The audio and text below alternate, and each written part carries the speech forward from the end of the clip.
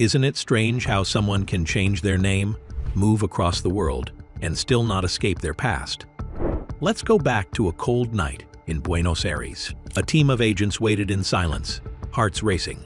They were after a man named Ricardo Klement, but that name was fake.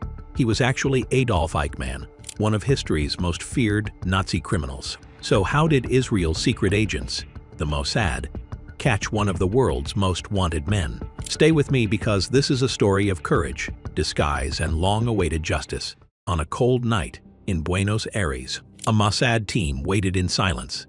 Their target, Ricardo Klement, looked like an ordinary man with a family. But behind that name hid Adolf Eichmann, the Nazi who helped plan the Holocaust. For years he had run, changed names, and vanished.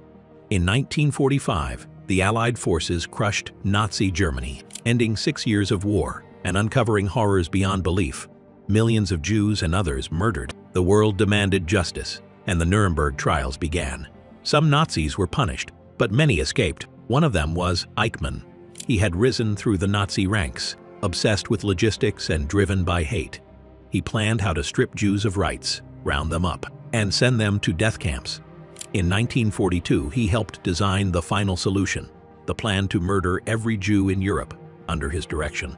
Millions were deported, starved, and killed in gas chambers. Years later, as the world remembered the victims, Eichmann lived quietly under a new name, until the shadows of his past finally caught up with him. After the war, the Americans caught Eichmann, but he used the fake name Otto Eckmann. Fearing discovery, he escaped from prison in 1946 and went into hiding. By 1950, with help from the Catholic Church and a secret group called the Rat Line, he fled to Argentina, a safe place for many Nazis after the war. There, using the name Ricardo Klement, he lived quietly with his family and worked at Mercedes-Benz. But one man's memory changed everything. Lothar Hermann, a blind German Jew living in Argentina, became suspicious when his daughter's friend, Nick Eichmann, mentioned his father had been a Nazi officer. The name stayed in Lothar's mind. After seeing a newspaper article about Adolf Eichmann, he realized Nick's father might be the same man. Lothar couldn't trust the local German embassy since many there supported Nazis. So he wrote to Fritz Bauer, a Jewish prosecutor in West Germany. Bauer confirmed the lead and sent a photo for Lothar to check. To be sure, Lothar's daughter Sylvia visited Nick's home. There, she met a quiet man with glasses who was said to be Nick's uncle, who Nick accidentally called father. It was Eichmann. Bauer knew German officials might protect Eichmann, so in 1957, he turned to Israel's Mossad. In 1958, Mossad agents began watching Eichmann's house in Buenos Aires, but found nothing at first. Still, Bauer and Hermann pushed on.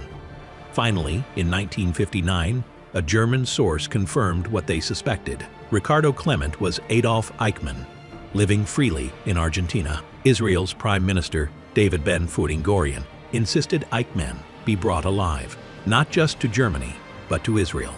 He would face the Jewish people in the Jewish state. Argentina would refuse extradition.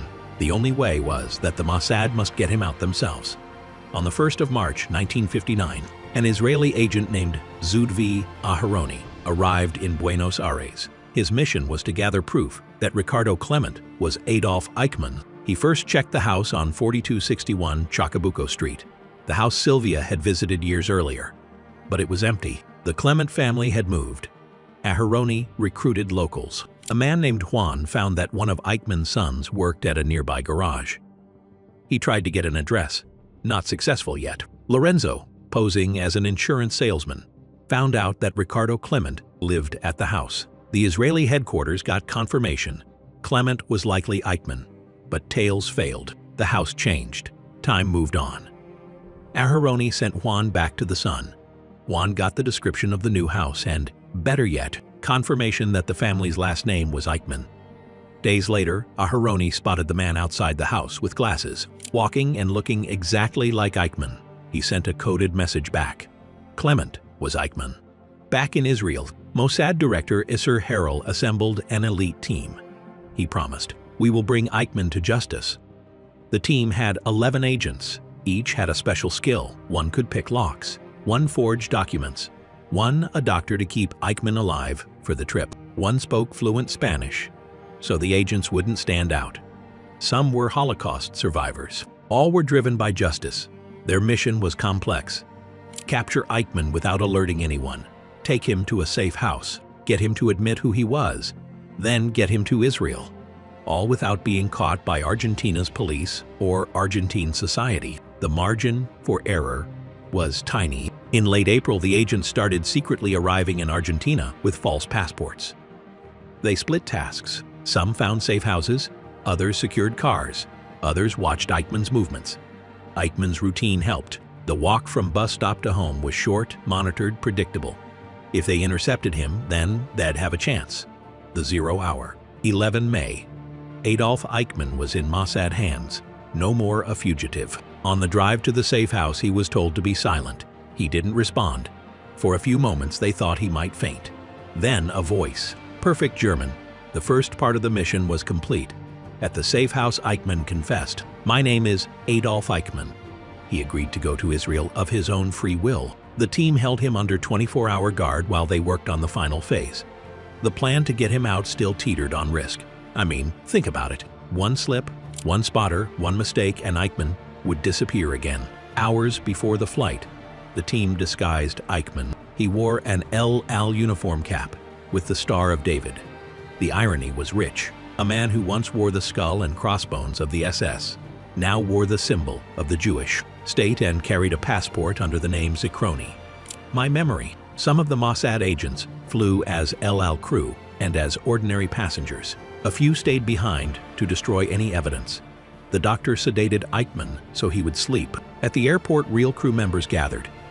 On 22 May, the plane landed in Israel. The next day, Benjamin Ben-Gurion dropped the bombshell. Adolf Eichmann was in Jewish hands. 1 year later, the trial began. Thousands of survivors, millions watching. Eichmann claimed he just dealt with train timetables. But the evidence piled up. Over 1,600 documents showed the persecution of Europe's Jews. His signature appeared. 110 witnesses testified about horrors they had seen. For many, it was the first time they spoke publicly. The world listened. The trial forced a global reckoning. Eichmann was found guilty of crimes against humanity, crimes against the Jewish people, war crimes, membership of a criminal organization. Within a year, he was hanged. The capture and trial of Eichmann showed that the Jewish state would go to any length to deliver justice for its people. The trial locked open memories kept in darkness for 15 years. So what are we left with after this astonishing story? The story of Adolf Eichmann is about more than one person. It is about justice, identity, memory, and what happens when a people decide they will never again be powerless. Now I want to hear from you. If you were a Mossad agent, how would you have approached this mission? Do you think Eichmann's trial in Israel had a bigger impact than if had been tried in Germany? Why or why not? Write your thoughts in the comments below. I'll be reading, and I can't wait to hear your ideas. Thanks for watching, and remember, history may sleep, but it never forgets.